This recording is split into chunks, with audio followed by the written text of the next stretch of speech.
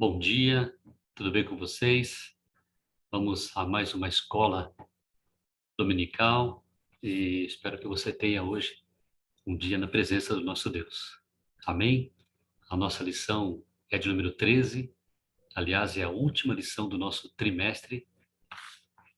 Terminamos aqui a nossa revista Igrejas em Apuros e com certeza deu para tirarmos diversas lições para o nosso caminhar com Cristo, né? Lição sempre é boa, sempre fica alguma coisa, né? A palavra de Deus fala sempre conosco e a gente aprende, né? E aí passamos a aplicar nas nossas vidas e com certeza temos um caminhar com Cristo diferente, né? Diferente do mundo, né? A escola dominical é para isso que ela serve. E eu fico feliz, né? De estar participando juntamente com vocês, né? Nesse aprender mais de Cristo juntos, né? Que bênção. Então, hoje, a lição de número 13, a última lição. A nova revista já chegou, né? Semana que vem vamos começar com a nova revista. Temas atuais, baseado na palavra de Deus. Com certeza será de grande edificação para nós, para mim e para você. A lição hoje diz assim, olha o tema, a coluna e baluarte da verdade. Vamos entender um pouco mais essa carta que Paulo enviou a Timóteo, o que ele quis dizer, né, dizendo que a igreja é a coluna e o baluarte da verdade, né? A nossa lição está baseada no livro de 1 Timóteo, capítulo 3, o verso 14 e 15. Eu vou ler para vocês. Escrevo-te estas coisas, esperando ir ver-te em breve, para que eu, para que se eu tardar, fiques ciente de como se deve proceder na casa de Deus, que é a igreja do Deus vivo, coluna e baluarte da verdade. Então tá aí o versículo para nossa exploração, para nossa meditação desta manhã. Vamos orar. Senhor nosso Deus, nosso Pai, queremos agradecer ao Senhor por uma noite de descanso, Pai, e que agora, Deus, pedimos ao Senhor que o Senhor possa abrir a nossa mente, colocando o nosso coração à disposição do Senhor, Pai, para receber esta aula, Pai. Me usa, ó Deus, como instrumento do Senhor. Abençoa, ó Deus, a cada jovem que está assistindo neste momento. Abençoa aqueles que ainda vão estar acessando este vídeo, ó Deus, que o Senhor possa, qualquer pessoa, Pai, que estará acessando, que o Senhor possa falar poderosamente ao coração desses irmãos, ó Deus. Em nome de Jesus, ó Pai, queremos dar graças ao Senhor, ó Deus, porque até aqui o Senhor tem cuidado de nós. Vivemos um tempo difícil, mas a tua mão poderosa tem sido protetora para conosco, ó Deus, e tem nos guardado, Pai. Eu quero te agradecer, ó Deus, porque hoje à noite estaremos retornando na tua casa, onde ali ouviremos a tua palavra, louvaremos ao Senhor, ó Deus, com cânticos espirituais, ó Deus, com muita alegria, sua casa agora reformada, ó Pai, para receber o teu povo, ó Deus. E como se não bastasse, ó Deus, teremos também a Santa Ceia, um momento especial, ó Pai. Um privilégio poder participar da tua Santa Ceia. Obrigado, Pai, por tantas bênçãos. Num tempo difícil, o Senhor alegra o nosso coração. Nos presenteia, Pai, com tantas misericórdias, ó Pai, que nós não merecemos, mas o Senhor assim nos dá, Pai, de graça. Obrigado por tudo, ó Deus. Fica conosco. Nos abençoa neste momento, a oração que eu te faço, com perdão dos nossos pecados. Em nome do teu Filho Jesus. Amém, Senhor. Amém. Bom, meus irmãos, vamos lá. A introdução. O objetivo da carta que Paulo envia a Timóteo é instruir ele sobre como proceder sendo um ministro do Evangelho. Olha, eu vou dizer para vocês, eu estudando essa lição, como é assim algo de Deus quando um pastor, né, ele, no meio da sua vida ele tem um chamado especial para ser pastor. Meus irmãos, não é fácil. A gente vai ver aqui essa carta de Paulo, algumas direções que ele dá quando se refere o pastor cuidando do seu rebanho. Olha, vai pensando nos nossos pastores, no teu pastor, né, como são homens consagrados, homens separados, de fato, né, para exercer esse papel. Glórias a Deus por isso. Bom, aqui diz o seguinte, olha, Paulo estava indo para Macedônia, então ele deixa Timóteo de passagem na cidade de Éfeso. Lembra? Para colocar em ordem algumas questões relacionadas com as igrejas daquela cidade ali. Isso envolvia confrontos de falsos mestres, ou seja, colocando doutrina errada dentro da igreja, envolvia a organização da liderança local, né? Problemas com a liderança de cada igreja, envolvia orientações de como determinados grupos da igreja deveriam ser abordados, né? E também Paulo manda aqui instruções encorajando o novo pastor, né, a enfrentar aquela luta lá, o nosso querido Timóteo. Paulo, então, planejava que, quando ele voltasse da Macedônia, ele mesmo faria esse trabalho de organizar, de acertar esses problemas que estavam ali nas igrejas de Éfeso. Porém, né, ele estava com receio de que os negócios que ele ia tratar lá na Macedônia, ele já percebeu que não ia ser tão rápido, né? Ia ser demorado. E aí Timóteo ficou lá. Então ele pensa assim, olha, eu vou mandar uma carta para Timóteo para poder já instruir, né, como é que ele tem que trabalhar, como é que ele tem que se comportar, como é que ele tem que dirigir as igrejas, porque eu não vou chegar a tempo. Então eu já vou preparar ele lá, né? Então e os problemas lá tinham que ser resolvidos com urgência, né? Senão não poderia ficar sem atenção. Então Paulo resolve escrever essa carta para Timóteo e já vai, né, discipulando ele, né, à distância mesmo, preparando para os desafios que com certeza ele iria enfrentar. Paulo, aqui nesta carta, ele usa de diversas experiências pessoais. Paulo era um homem chamado por Deus, né? A começar da sua conversão, né? Quantas experiências que ele teve na vida dele, né? Caminhando com Cristo. Mas o interessante é que as exortações, as constantes e pertinentes exortações que ele faz nessa carta, se destacam sempre para atenção na forma do ensino, na maneira de ensino, de pregar, de ensinar, de passar a palavra. Esse é o foco assim da carta que ele faz, né, para Timóteo. E ao longo da carta, Paulo mostra a relação entre a igreja e a verdade, chamando aí sim, que aí é o tema da carta, né? É o título da nossa lição, chamando de coluna, a igreja coluna e baluarte da verdade. Vamos entender um pouco o que ele quer dizer com isso. Beleza? Então essa é a introdução. Primeiro ponto, fala o seguinte, a igreja preserva a verdade. O procedimento no meio do povo de Deus deve ser puro, santo e irrepreensível. Nós sabemos disso, né? Você está na igreja, você tem que estar em contrição, você tem que estar com reverência, você tem que estar... Você vai para a igreja, você se prepara na tua casa. Então você já pede perdão pelos seus pecados, né? Você já louva a Deus, você já vai se, se, se, se ligando, né, com o Senhor. E quando você chega na igreja, você está preparado, com o coração aberto para receber a palavra, para louvar a Deus. Então a igreja, sim, é um lugar que deve ser puro, santo e irrepreensível. O comportamento do pastor, e aí começa, né? Deve espelhar os mais altos conceitos e virtudes, de maneira que a sua vida antecipe as suas palavras. Ou seja, quando você olha para o pastor, às vezes ele não precisa falar nada. É isso que ele está querendo dizer aqui. Simplesmente o comportamento, a maneira que ele lida com as coisas, o olhar, o semblante, já diz tudo. Né? Tem que falar, aqui diz que tem que falar mais alto, tem que chegar antes do que as suas palavras. Então, o pastor tem que ser um homem chamado, por isso que eu falo, né? Tem que saber realmente entender o chamado de Deus. Paulo, ao falar da igreja, ele está se referindo à comunhão dos santos. Ele não está falando de prédio, da casa, nem do comportamento que se deve ter no templo. Paulo está falando daquele que confessa Jesus como o seu Senhor. Paulo, quando fala da igreja para Timóteo, ele está falando o seguinte: olha, Timóteo, eu quero que você preste atenção naquelas pessoas que estão dentro da igreja, nos salvos, naqueles que confessam o Senhor como o seu Salvador.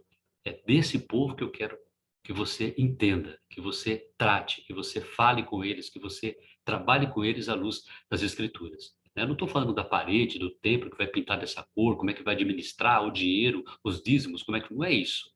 Não é isso. Então, Paulo está dizendo para Timóteo que ele tem que cuidar dos santos. 1 Coríntios 6,19 diz assim, olha, acaso não sabeis que o vosso corpo é santuário do Espírito Santo, que está em vós, o qual tendes da parte de Deus e que não sois de vós mesmos? Ou seja, aquelas pessoas, né, salvas, né, que têm o Espírito Santo. A gente fala, é a igreja invisível, né? Somos nós. A igreja visível é a igreja do templo. E a igreja que é cada um de nós, eu e você, nós fazemos parte desta igreja. Vamos lá, Timóteo iria passar por diversas provações. Claro, igual a que todos os pastores passam, né? Até hoje, não é diferente com os nossos, né? E quanto mais cresce o ministério do pastor, as provações se tornam mais difíceis, é claro. E o pastor deve se manter sempre sóbrio e equilibrado. Olha que difícil. Então, você imagina, o pastor, ele tem um chamado, ele faz lá o curso de teologia, faculdade de teologia, ele procura uma igreja para trabalhar, ele começa ali o seu caminhar com aquela igreja, aplicando tudo aquilo que ele aprendeu na faculdade, tudo aquilo que ele está aprendendo, que ele estudou com a palavra de Deus, coloca em prática. O seu ministério é abençoado por Deus, começa a crescer, vidas são transformadas e começa a crescer, não é? Uma igreja de 20, de 30, vai para 70, 80, 100, vai crescendo a igreja. E aqui diz o seguinte, olha só, quanto mais cresce o seu ministério, mais as provações se tornam difíceis. E ele precisa se manter sóbrio e equilibrado. Para pensar nos nossos pastores. Pastor Reverendo Francisco, Pastor Reverendo Wellington. Às vezes nós vemos eles sempre com um semblante. Parou para pensar? Semblante bom, sempre sorrindo, sempre pronto a uma palavra, né? Serenos, né? Mas por trás, né? Com certeza, existe um fardo que só Cristo pode aliviar. Com certeza eles têm os momentos, né, em particular, de choro. Com certeza. Eles têm um tempo em que, às vezes, não dormem à noite, passam a noite velando pelas ovelhas, orando por um caso, orando por um outro. E quando, às vezes, pensam que as coisas estão indo bem, vem sempre um problema, né? E ele tem que estar firme, aqui de sóbrio e equilibrado, para tratar aquelas coisas. E essa é a lição que ficava aqui para Timóteo, né? Timóteo, olha, né? Paulo mandando naquela carta, se prepara aí que você vai enfrentar. Eu não vou chegar a tempo, então, mas vai se preparando aí. A responsabilidade de um pastor é grande. Por isso a importância de ter a convicção de seu chamado. Foi o que eu falei. A igreja não é uma entidade governamental, ou um mero grupo de amigos, ou um lugar de autoajuda. E hoje tem muito disso, né? Muita igreja aí que se reúne, é oba-oba, né? Faz a festa, né? E traz um mundão para dentro da igreja, e coloca um louvorzão lá, lê um versículo em 10 minutos e 50 minutos é de louvorzão. Né? Ou então igrejas que, né, até aparentemente parece que são firmadas na palavra de Deus, mas um evangelho fraco, falando aquilo que o pastor acha que ele conhece e ele quer falar, né? E ele acaba enganando as pessoas, né? Realmente isso é complicado e acontece, né? Lógico que acontece, né? Outros procuram a igreja então para se sentir emocionalmente bem, né? Vai lá e ouve uma palavra. Puxa vida, eu estava precisando ver essa palavra. E vai embora e acabou. Né? Não quer saber de mais nada, não entendeu nada. Né? Então, a igreja não é isso, não. A igreja é o corpo de Cristo. É a comunidade de todos os remidos, de todos os salvos, no qual eu e você fazemos parte. Glórias a Deus. É o único lugar na terra onde a verdade salvadora é encontrada. Por isso, Paulo a chama de coluna e baluarte da verdade. Amém? Por isso que Paulo chama de coluna e baluarte da verdade, porque é só ali, só na igreja, você vai encontrar a palavra de salvação. Vamos lá então. Tem dois pontos. O primeiro ponto tem A e B. Nós vamos tratar esses dois. O primeiro é a coluna e o B, o evangelho é independente. Vamos ver o que ele vai falar um pouco sobre isso, ainda dentro do tema que a igreja preserva a verdade. A coluna. O que é coluna? Coluna é aquilo que dá sustentação.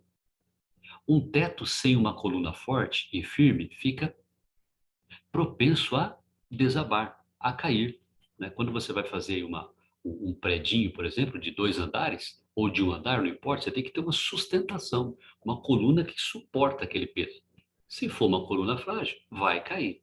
Então ele fala que a igreja aqui, é, ele chama a igreja de coluna da verdade. Olha que interessante, a verdade não depende da igreja, e sim a igreja é que depende da verdade. Não há igreja sem verdade. E Deus escolheu para confiar-lhe a sua revelação. Quando Paulo fala sobre a verdade, ele tem em sua mente o evangelho, a verdade e a revelação de Cristo, como Jesus mesmo afirmou, lá em João 14:6. Respondeu-lhe Jesus: Eu sou o caminho, a verdade e a vida. Ninguém vem ao Pai senão por mim. Olha só, a verdade e a vida. Então Jesus é a verdade. Então a igreja depende da verdade. Não a verdade depende da igreja, foi o que ele quis dizer aqui. João Batista afirmou isso sobre Jesus, lá em João 5,33. Mandastes mensageiros a João e ele deu testemunho da verdade. Lembra? João Batista deu testemunho da verdade. Tudo o que Jesus falava condizia para isso, conforme sua resposta a Pilatos. Lembra que ele respondeu? Lá em João 18,37. Então lhe disse Pilatos: Logo, tu és rei? Jesus respondeu: Tu dizes que sou rei. Eu para isso nasci e para isso vim ao mundo, a fim de dar testemunho da verdade. Olha que interessante agora. Todo aquele que é da verdade ouve a minha voz. Glórias a Deus. Glórias a Deus. Sendo Cristo, então, a verdade, a igreja cumpre o seu papel de coluna quando coopera em favor dela. Então, a igreja depende, precisa da verdade. Então, quando a igreja tem a verdade, ela fica sendo a coluna. E aí ela vai cooperando, não é? Com a verdade. Vamos entender um pouco mais disso. A igreja, ela é essa coluna que segura a verdade, não é? Se você tirar a verdade, a coluna cai. É interessante, né? Mas a coluna da verdade. E aí isso vai disseminando, vai trabalhando o evangelho, vai pregando, né? Então a igreja é a coluna. De que maneira nós podemos ser cooperadores da verdade? Sendo hospitaleiros, recebendo bem as pessoas que chegam, encorajando um irmão ou outro, trabalhando nos departamentos da igreja, trabalhando na sua obra. A igreja tem diversas áreas para nós trabalharmos, trabalhando, se dispondo, dando um bom testemunho dentro e fora da igreja, né? Não é que nem o pastor, ou seja, que eu falei do pastor ali, né? Que só de ele caminhar e de ele se comportar, não precisa nem falar, né? A gente já sabe que o pastor ele tem um conhecimento e ele trabalha a palavra de Deus. Então, por isso, ele passa para as pessoas essa serenidade, esse autocontrole, não é? Que vem do Espírito Santo. Nós também precisamos ser assim. Isso faz parte, né, de nós, né? Então, dá um bom testemunho dentro e fora da igreja. O que você é na igreja no domingo, na semana, quando você está na igreja, aos estudos de quarta-feira, que se Deus quiser vai voltar, aos domingos na escola dominical e à noite no culto, você também, quando sair da igreja, ser igual, né? Dando um bom testemunho. Você está fazendo o quê? Cooperando com a verdade, que tem que ser disseminada, tem que ser espalhada. Esse é o papel. A igreja, portanto, é o meio gracioso de Deus para preservar e defender a revelação, ou seja, a verdade de Deus. É o meio gracioso, é o meio que Deus escolheu, eu e você, né? Na nossa igreja, sendo uma igreja, a gente falar desse evangelho para as pessoas. E Deus está por trás, com certeza nos abençoando, nos guiando, né? Nos ensinando, né? Como agora. Esse dever não compete aos reis, né, naquele contexto, governantes poderosos, mas somente ao povo de Deus, a mim e a você, de maneira em particular aos pastores. Por quê? Porque a eles é confiado o ministério da palavra. Lembra? Quanto mais você conhece, aquele que mais conhece, mais será cobrado. Neste caso aqui, né? o pastor, em especial o pastor. Todos nós temos a mesma obrigação, né, de dar um bom testemunho, de trabalhar na igreja, de cooperar com o evangelho, né, para que isso tudo caminhe de acordo com a vontade de Deus. Mas o pastor, em especial, Paulo diz, né, em especial o pastor, por quê? Porque ele teve o chamado, foi confiado a ele o ministério da palavra, né, de pregar, de ensinar, de dar um bom testemunho, de cuidar do rebanho, né? Cabe ao pastor. E aí Timóteo foi aprendendo, né? E vendo isso, e Timóteo foi um grande pastor, é claro. O ponto 2, o B, no caso aqui da igreja que preserva a verdade, ponto B é o seguinte: o evangelho é independente. Vamos ver o que ele quer dizer com isso. A igreja é a coluna, né? Porque detém o evangelho. O evangelho não precisa do apoio de pregadores. Olha que interessante. Do auxílio de conselheiros e nem mesmo da comunidade dos santos. O evangelho vive por si mesmo. Ou seja, quem precisa da verdade é a igreja. No entanto, a igreja, sim, ela depende, carece e subsiste somente pelo vigor e poder que emergem do evangelho e se espalham por todo o povo de Deus. Então, ela carece e só subsiste pelo vigor e o poder de Jesus. Por isso que a igreja continua sendo a coluna do evangelho, porque Deus é quem faz com que isso aconteça. Porque caso contrário, por si mesmo, ela não consegue manter. A igreja se desfalece, ela quebra, se Deus não abençoa ela com a verdade. Ah,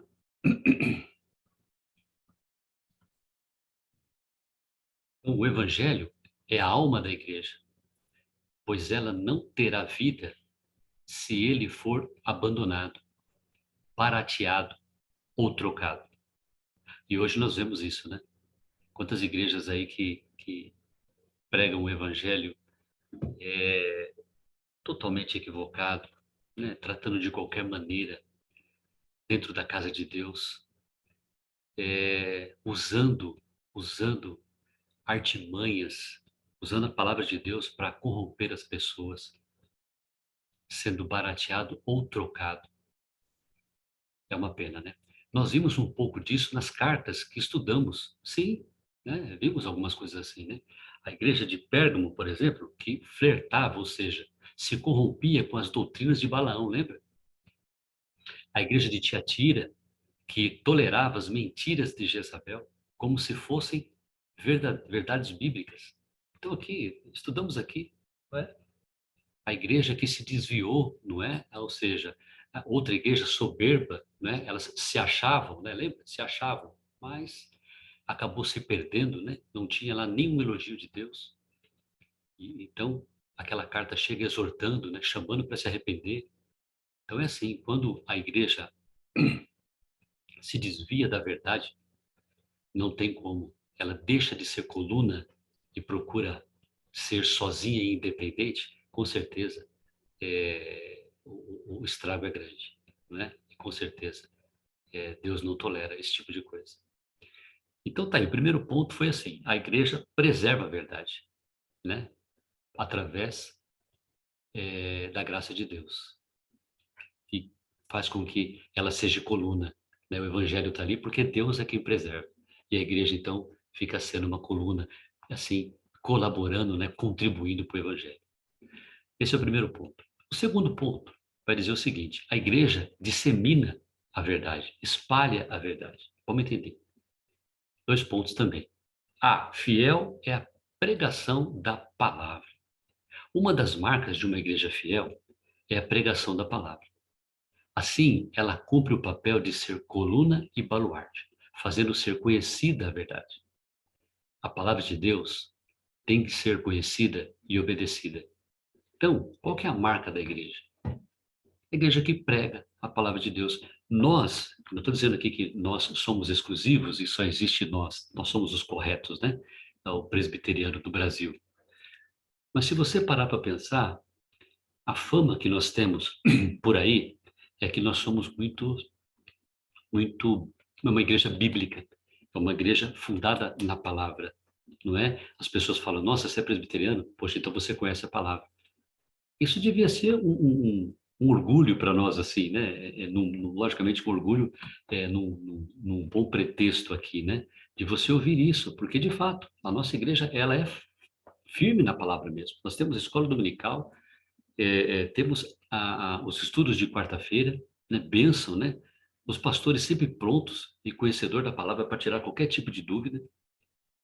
Pregações que são tremendos, não deixam de ser tremendos estudos para nós, programas de leitura, programas de oração, ou seja, a igreja presbiteriana se enquadra aqui, né?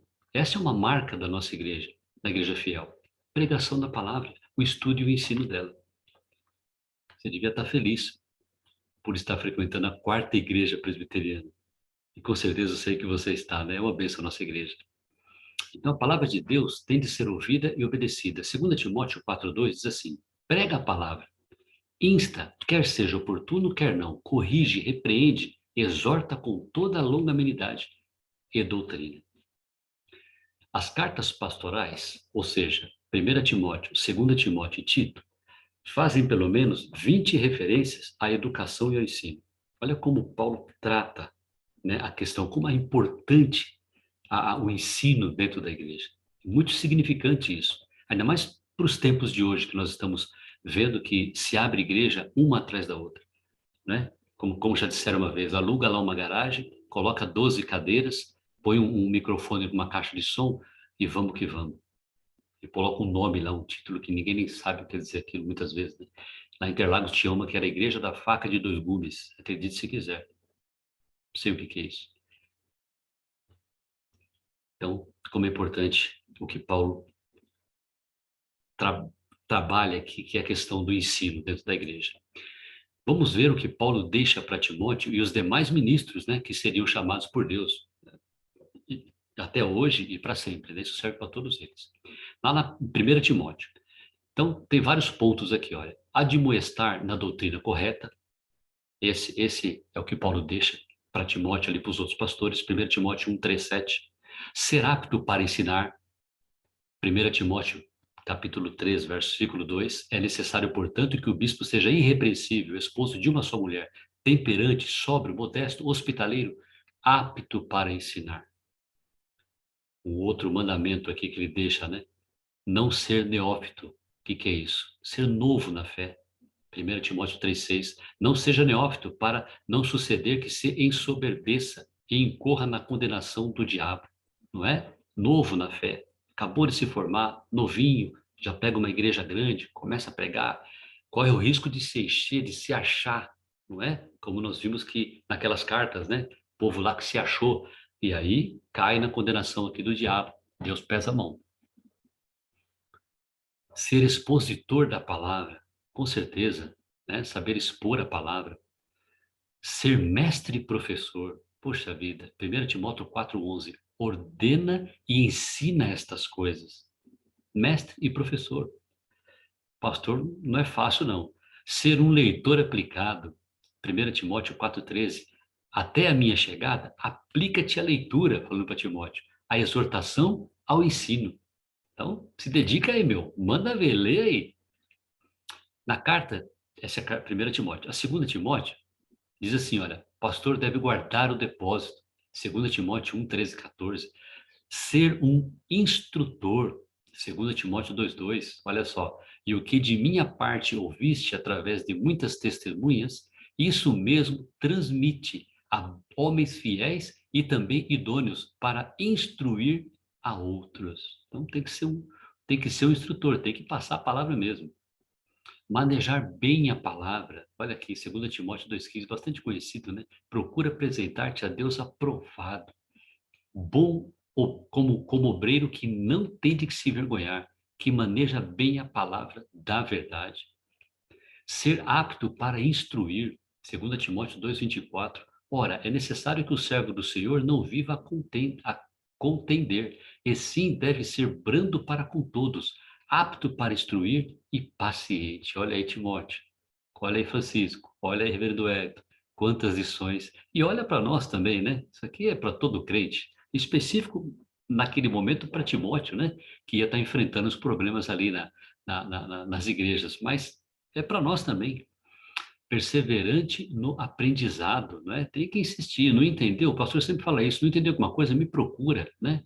É importante isso, é importante. Tu, porém, permanece, segundo Timóteo 3,14, tu, porém, permanece naquilo que aprendestes, fica firme ali, ó, e de que foste inteirado, sabendo de quem o aprendeste. Não, meu, é a palavra de Deus que está falando com você. Habilitado em tudo pela palavra, segundo Timóteo 3,15, 17, deve pregar a todo tempo. Lembrei do reverendo Francisco aqui. Começa a explicar alguma coisa, está pregando. Começa a dar uma aula, já prega. Ele mesmo fala, né? Segundo Timóteo 4:2. Prega a palavra, insta, quer seja oportuno, quer não. Corrige, repreende, exorta com toda a longanimidade e doutrina. Interessante, a gente consegue ver isso, né? As cartas pastorais, agora a carta de Tito, a última. Vamos ver as referências, né, que Paulo deixa para essa carta, nessa carta aqui, que ele coloca. Pastor deve ser um bom despenseiro.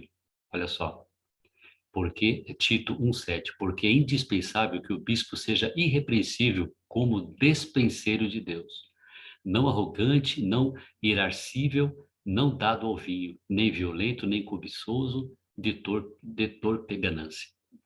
Apegado à palavra e ter poder para convencer. Tito 1,9.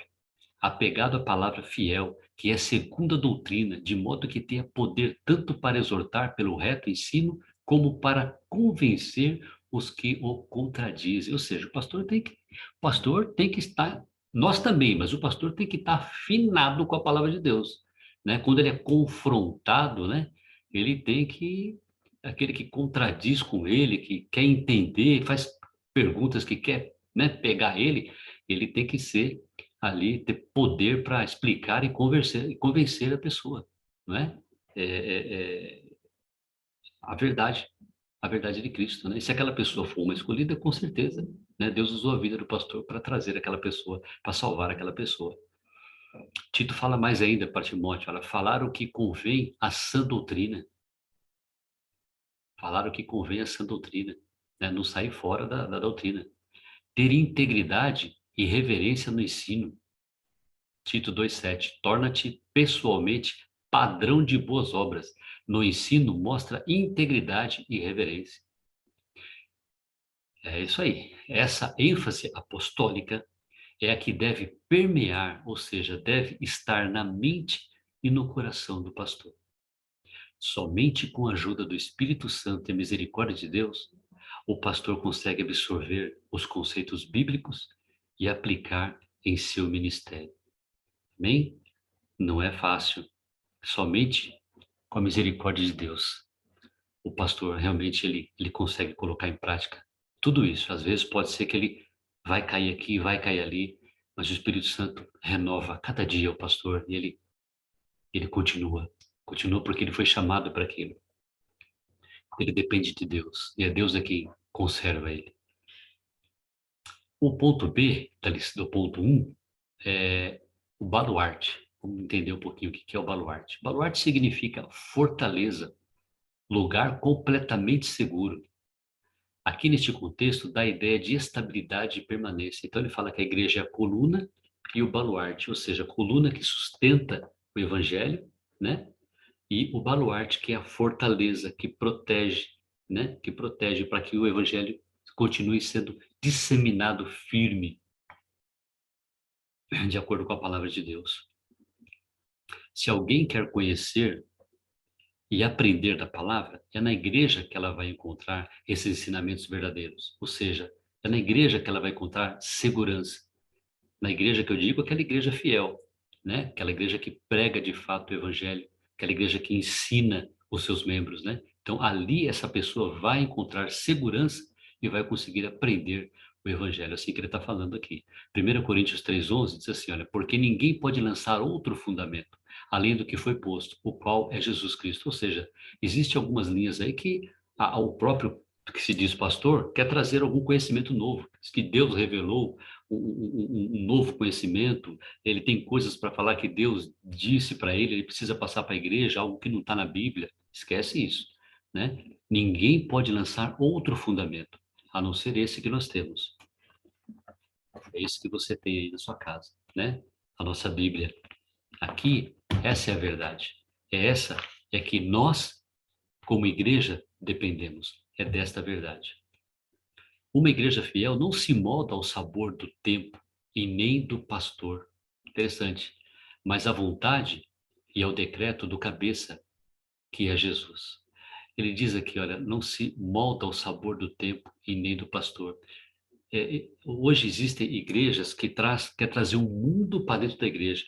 Ou seja, ele acha que ele tem que fazer com que os membros se agradem, não é? Daquela pregação, daquele louvor, e ele percebe que ele precisa trazer mais gente para a igreja. Tem muito povo, não está crescendo a igreja, então ele vai buscar referências lá fora, vai buscar um mundão e colocar dentro da igreja, trazer um mundão e trazer para dentro do seu culto, para ver se atrai as pessoas. É interessante isso, né? Certa vez eu escutei um pastor deu um exemplo assim, né? É, por que que os shoppings domingo eles estão cheios? Domingo à tarde, à noite, tá cheio, né? Porque as pessoas não têm para onde ir. Lá no shopping tem as coisas que atraem elas. Tem loja, tem restaurante, tem brinquedo para os filhos. Então, domingo à tarde vamos para o shopping passear. Lá tem as coisas que atraem, as coisas do mundo. Agora, o verdadeiro crente, ele busca a alegria na igreja, no domingo à tarde, no domingo à noite. Porque é lá que tem a palavra. É ali que ele consegue se alimentar espiritualmente. O shopping, as diversões, essas outras coisas, isso fica para um segundo plano. Mas o domingo é do Senhor. Na nossa igreja, a quarta-feira, nós vamos louvar o Senhor. Quando, né, o pastor voltar, hoje estamos em casa, mas quando no estudo de quarta-feira, nós vamos à igreja. No domingo de manhã, vamos à escola dominical. É isso que atrai o crente.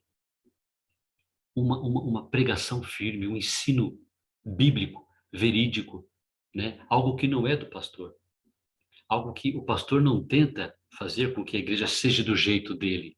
Não, pelo contrário, a nossa igreja ela é baseada na Bíblia. O nosso culto, né? A abertura do culto, a pregação, é tudo baseado na palavra de Deus. As escolas dominicais, as salas, né, das nossas aulas, das criancinhas, dos jovens, dos adolescentes, dos adultos, tudo separadinho. Isso é bíblico. Não é o mundo que está dentro da nossa igreja. Nem tem que estar, mas existe igrejas aí colocando, fazendo isso, para que o povo, ao invés de ir para o shopping, o pastor acaba fazendo alguma coisa na tua igreja que é para o povo se sentir também atraído, porque o que tem aqui nessa igreja é legal. Lá tem um louvorzão bacana, lá eu posso dançar, lá tem ministério de dança, você entendeu? Lá o então parece brincadeira, mas é assim, tá cheio de igreja assim, que está se adaptando o mundo dentro da igreja. Tá errado, não pode isso. Isso não agrada a Deus. A mão de Deus vai pesar, com certeza. Na igreja ou no cabeça, ou naquele que se diz pastor, naquele que está fazendo a coisa errada, naquele que não está seguindo o manual da verdade, está colocando os desejos dele do que ele acha que é complicado. O pregador deve pregar Cristo, e assim como os membros, assumir o caráter de Cristo. O pregador deve pregar Cristo. Quando a pessoa começa a pregar e fala muito de si mesmo, dá exemplo muito da sua vida, falar muito de si, está errado. Ele tem que subir no púlpito para falar de Cristo, para pregar a palavra de Deus para os membros. Aí sim, Deus se agrada, Deus abençoa, Deus faz com que a igreja cresça, Deus vai trazer membros, Deus vai preservar a vida daquele pastor, Deus vai dar maturidade espiritual, vai dar segurança para as ovelhas com o qual ele cuida. Isso sim é a verdadeira igreja. 2 Coríntios 4:5, por que não nos pregamos a nós, porque não nos pregamos a nós mesmos, mas a Cristo Jesus como Senhor e a nós mesmos como vossos servos, por amor de Jesus. Amém? No seguinte capítulo, ou seja, no capítulo 4, Paulo orienta Timóteo quanto à apostasia. Ou seja, Paulo Ó, Timóteo, olha, eu vou te falar, vai chegar uma hora que vão querer se afastar da fé, apostasia. Quando o ministério se tornará mais estreito e a vida da igreja mais angustiante. Ou seja, quando chegar esse tempo, vai ficar difícil. Como é que o pastor, então, deve reagir quando chegar esse tempo de apostasia? É isso que ele quer dizer aqui. O pregador deve, aqui, ó, no seguinte, peraí, diante disso, né, dessa apostasia, deste momento difícil da igreja, qual seria a segurança de Timóteo? Qual seria a segurança desses outros pastores, dos nossos pastores hoje? Onde é que eles vão se apegar quando chegar esse tempo de apostasia? Que vai ser um tempo difícil na igreja. 1 Timóteo 4, 14 e 15 diz assim, olha, não te faças negligente para com o dom que há em ti, o qual te foi concedido mediante profecia, com a imposição de mão do presbitério, de mãos do presbitério. Medita estas coisas e nelas sê diligente, para que o teu progresso a todos seja manifesto. Ou seja, como é que os pastores vão ter segurança? A resposta é na doutrina bíblica, pregando o evangelho. O único fundamento sólido sobre o qual o pastor deve apoiar e confiar o seu ministério, na doutrina bíblica. É ali. O pastor tem que estar firme ali. Pode vir a apostasia, pode vir outras pessoas querendo tirar os membros da igreja, querendo pregar um evangelho que não seja verdadeiro. O pastor tem que se manter firme, alimentar as suas ovelhas com a verdadeira doutrina, com o verdadeiro evangelho, com o evangelho, ensinando as crianças, os adolescentes, os jovens, os adultos, andar com a palavra de Deus. E aí nada vai conseguir rachar essa igreja, quebrar essa igreja. Com certeza. A disseminação do evangelho mexe com as pessoas. Claro, quando você começa a pregar, quando você tem uma igreja firme, que prega o evangelho para fora da igreja, começa a incomodar as pessoas. Ela ouve, se questionam, sente muita raiva ou humilhação. Mas, quando aqueles que pertencem a Deus são chamados, eles experimentam uma maravilhosa transformação, porque recebem a verdadeira vida, recebem o verdadeiro Cristo Jesus. Amém? Esse é o ponto 2 da lição.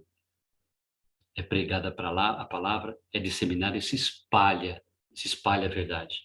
Uma igreja que é firme na palavra, ela contribui para o evangelho. Ela alimenta as ovelhas com o verdadeiro alimento, que é a verdade. E essas ovelhas crescem fortes e saem para o campo a trabalhar, a pregar o evangelho. E a consequência disso é dar resultados. A igreja vem, enche, a igreja vai crescendo, vai se transformando, vai contaminando o bairro, contaminando a cidade, contaminando o estado e nas mídias sociais e vai se espalhando e assim nós vamos nos transformando cooperadores do evangelho, como diz aqui na lição. Amém? Que bênção, né? A gente é, pegar essa lição aqui essa carta, né, para Timóteo, né? Explicando para Timóteo os problemas que ele iria enfrentar e como que ele deveria reagir como pastor. Mas como é bom para nós também, né? Que somos servos, né? Eu, presbítero, você ali na igreja, né? Um membro da igreja, aprendendo as coisas espirituais, né? Logicamente que direcionado para o pastor, mas que reflete para nós, né? O pastor é o nosso guia espiritual aqui na Terra, né? Primeiro nós temos Jesus e aqui na Terra é o pastor Francisco, é o pastor Wellington, é eles que nós devemos nos espelhar, né? Então essa carta é para eles, né? Que reflete para nós, né? Que serve para nós. E o último ponto, já caminhando para o final, a glória da igreja, a glória da igreja. Num hino de adoração e exaltação, Paulo agora apresenta o mistério insondável da revelação de Cristo. Paulo fala de um grande mistério. E aqui nesse verso 16, diz que na tradução original, parece que Paulo, inspirado, é claro, ele fez como se fosse um hino, uma poesia, né? Uma frase rima com a outra, né? Então, por isso que fala, né? Como se fosse um hino, né?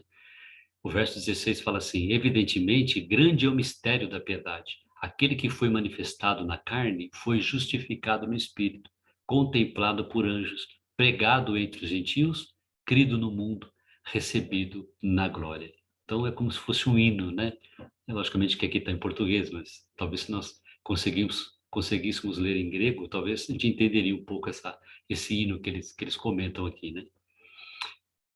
Ele usa esse termo para testificar de maneira inquestionável sobre a verdade, antes misteriosa. Isto é, aquilo que antes estava oculto, que chama de misteriosa, agora está em evidência. E essa evidência é tão cristalina, pura, transparente, que não há meios de desmenti-la. A igreja será a coluna e baluarte da verdade, quando de fato ela confessar este mistério que agora está revelado. O que é esse mistério? Interessante isso aqui. Mistério da piedade. Ou seja, o evangelho. Nesse caso aqui, piedade não tem nada a ver com dó, né? Ah, piedoso, tal. Não. Não, nesse caso aqui, Paulo quer dizer o seguinte: essa piedade vem de adoração, de serviço e de comunhão com Deus. É o evangelho, né? Podia trocar aqui o ministério do evangelho, né? O evangelho produz isso, porque isso é por isso que às vezes é chamado de piedade, né? Produz o quê? Produz adoração, serviço e comunhão com Deus. Esse mistério que foi anunciado no Antigo Testamento, ou seja, esse evangelho, agora foi revelado para todos os escolhidos. Não tem mais mistérios. É o que foi anunciado lá no Antigo Testamento, depois que Cristo veio, foi revelado para nós, né? E hoje nós temos aqui o Evangelho na nossa mão, temos o Espírito Santo, então não tem mais mistério, né? Essa piedade está sempre associada ao caráter cristão e à devoção particular que cada um deve a Deus. Portanto, o fundamento para exercitar uma vida na igreja, sob os mandamentos de Deus, é sem dúvida a piedade, o Evangelho, ou seja, adoração, serviço e comunhão. É isso que a gente tem que exercitar. Então, temos diante de nós 6 proposições com respeito a esse mistério da piedade, que é a obra de Cristo. Então, vamos lá. Vamos ver quais são essas proposições. Então, aqui tem a ver com o verso 16, né? Que é aquele hino que eu falei, né? O primeiro, aquele que foi manifestado da carne. Está lá em 1 João 1,14, né? Ele veio ao mundo, se encarnou, tornando-se um de nós. Ao assumir a natureza humana, Cristo se identificou conosco e foi dessa maneira que ele resgatou a sua igreja. Segundo, foi justificado no Espírito, Paulo fala lá, né? Uma clara alusão à ressurreição. Ao completar a sua obra, Cristo se sujeitou à humilhação na cruz, a fim de dar vida àqueles que estavam mortos. Olha só aí. Ele fez isso, o que lhe deu total aceitação e aprovação da parte do Pai. Romanos 1,4. E foi designado Filho de Deus com poder, segundo o Espírito de Santidade pela ressurreição dos mortos, a saber, Jesus Cristo, nosso Senhor. O 3, contemplado por anjos. Olha só, a glória de Cristo é tão grande que os próprios anjos do Senhor o cercam e o adoram. Atos 1, 10, 11. E, estando eles com os olhos fitos no céu, enquanto Jesus subia, eis que 2 varões vestidos de branco, os anjos, se puseram ao lado deles e lhes disseram: Varões galileus, por que estáis olhando para as alturas? Esse Jesus que dentre vós foi assunto aos céus, virá de modo como o viste subir. Legal, né? Pregado entre os gentios e crido no mundo. Atos 9:15. Mas o Senhor lhe disse: Vai, porque este é para mim um instrumento escolhido para levar o meu nome perante os gentios e reis, bem como perante os filhos de Israel. Sexto e último, recebido na glória. A ascensão de Cristo marca o término da sua obra aqui na terra, trazendo esperança para a igreja. Por isso, os anjos disseram aos discípulos, Atos 1:11, E lhes disseram: varões galileus, por que estáis olhando para as alturas? É o que eu li agora, né? Esse Jesus que dentre vós foi assunto ao céu virá do modo como o vistes subir, ser recebido na glória. Glórias a Deus por isso. Mas nós sabemos que só essa doutrina fundamentada, não tem outra, só essa doutrina que a gente que a gente estuda, que a gente, né, estuda ela todo domingo, lê em casa, a gente prega isso, só essa doutrina fundamentada é que sustenta a igreja. Só. Essa é a sua glória, né? O ponto 3 diz assim, né? A glória da igreja, né? Essa é a sua glória. É a doutrina, é a verdade que é pregada. Ela é nutrida, abençoada e abençoadora. Essa é a verdade que salva o pecador, que sustenta o crente, que deve estar nos lábios do pregador. Olha aí, Timóteo, Francisco, Wellington e todos os pastores fiéis. Deve estar nos lábios do pregador a verdade de Cristo, que deve consolar e educar e salvar o povo de Deus. Maravilhoso. Amém? Vamos para a conclusão. É que não demorou muito, demorou um pouquinho sim. Mas vamos lá. A igreja é a coluna e baluarte da verdade, a preservadora e a disseminadora da verdade. A verdade não fica retida na igreja, mas é divulgada, publicada e anunciada.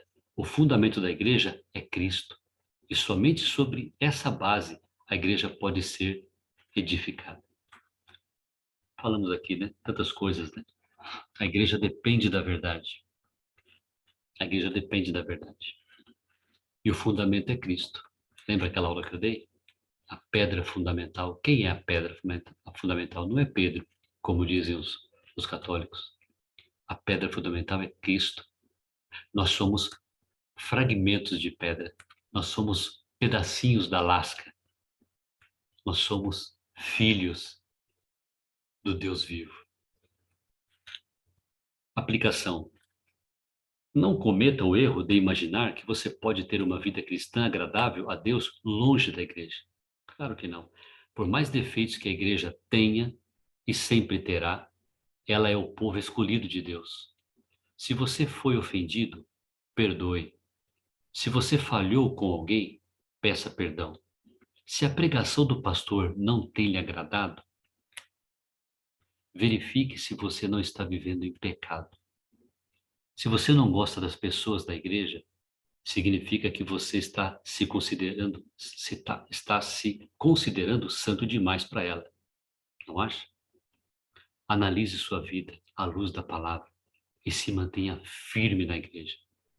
Resumindo, meu irmão, quando você está com foco em Cristo, quando você tem buscado a palavra de Deus, quando você tem estudado a lição da escola dominical, quando você tem visto as pregações do pastor nas quartas-feiras, quando você tem tentado dar um bom testemunho, sempre buscando a Deus quando sai de casa, Senhor, me ajuda, né, a não fazer algo errado. Quando você está assim, a tua igreja passa a ser a tua casa. Você se sente bem. Não é aquele fulano que vai pregar, não é aquele ciclano que vai dar aula, não é aquele que vai subir no púlpito hoje para pregar, não importa. Você vai estar sempre com o coração aberto para receber as verdades de Deus. Sabe por quê? Porque você tem buscado a Deus, você tem se alimentado daquilo que é, de fato, o alimento espiritual. Você tem se alimentado da verdade de Deus. Você tem buscado aprender e a crescer espiritualmente. Então, quando você se alimenta com alimento sólido, você se torna um crente maduro e você não tem tempo para ficar olhando para picuinhas. Você quer mais é ser um cooperador da verdade de Deus e pregar o evangelho. E às vezes, basta o seu testemunho dentro da sala de aula, basta o seu testemunho na rua com seus vizinhos, basta o seu testemunho neste mundo. As pessoas vão notar algo diferente em você. E é hora de você pregar e trazer essa pessoa, se assim for uma escolhida de Deus, para aprender mais do Evangelho e pregar junto com você e salvar vidas neste mundo perdido. Amém? Que você tenha aproveitado esta aula, que possa ter guardado alguma coisinha no teu coração, que você coloque em prática aquilo que falou ao teu coração e que logo mais estaremos à noite na igreja para louvar e engrandecer o nosso Deus, esse Deus tremendo, esse Deus que nos trouxe a verdade, que nos resgatou. Aonde? Na casa dele, na casa de oração, na casa de aprendizado, na casa de louvor, na casa de reverência, que só ele é devido, a quarta igreja. Amém? Fique com Deus, um bom domingo para você. Domingo que vem começa a nova revista. Esteja orando por nós, por todos os professores, dos adultos, das crianças, dos jovens, dos adolescentes. Orem, orem. Não é fácil. Aquela palavra que foi dita aqui de Timóteo, de Paulo para Timóteo, que quando o ministério do pastor começa a crescer, as provações aumentam, assim também trazendo para mim e para você. Quando nós buscamos mais o Senhor, o inimigo não está contente. Ele vai trazer provações para você, mas segure firme, segure, seja coluna, seja baluarte da verdade. O inimigo com nós, ele não tem vez, ele não prospera. Quem prospera somos nós, porque nós temos Cristo, o Salvador, que já venceu o inimigo. Amém? Fique com Deus. Um grande abraço. Deus te abençoe.